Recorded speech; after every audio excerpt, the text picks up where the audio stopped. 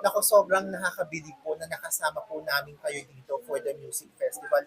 Dr. Drift, gaano kahalaga na nape-present natin itong ano no, itong sports ninyo para po for the Gen Z, for the younger generation through this festival, through Hiraya Festival. Okay, na-mention kanina ni Ashley na drifting is really getting popular all over the world really fast.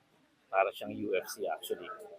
And ang Philippines, just to let the people know, hindi tayo nahuhuli when it comes to skills ng Filipinos. Actually, recently, Arian and I, well, with her, we competed dun sa international event.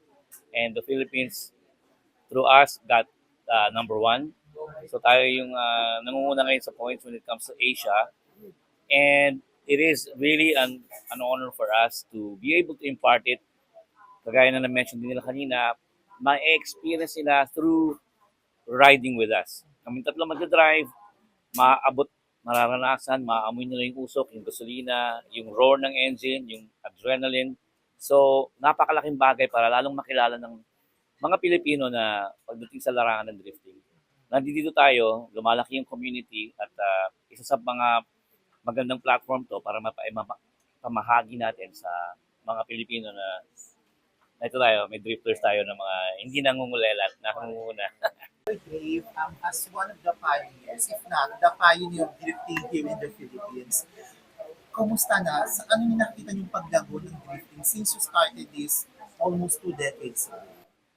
Yeah, well, officially nag-start siya noong 06, yun ang pinakaunang competition. And we were there, I was part of the team na nagbuo nito. And it's been more than 2 decades.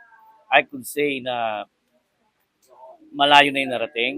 Marami na mga enthusiasts. Actually, hindi namin pwede disclose pero meron tayong mga celebrities na mga kasali sa team.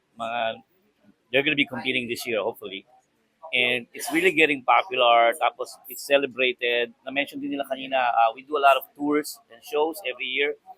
We've been to Lalo, Cagayan, up north, and then pinakamababa namin is ay Bicol. So, these are major festivals na hino-host kagaya ng gagawin ng Hiraya. We'll be doing side-by-side with concerts and hot air balloons. So, nakilala na at lalo pa nakikilala. And hopefully, who knows, maybe we would soon be doing some shows sa part ng Visayas or Mindanao just to let the people have awareness of the sport that is already existing for 20 years.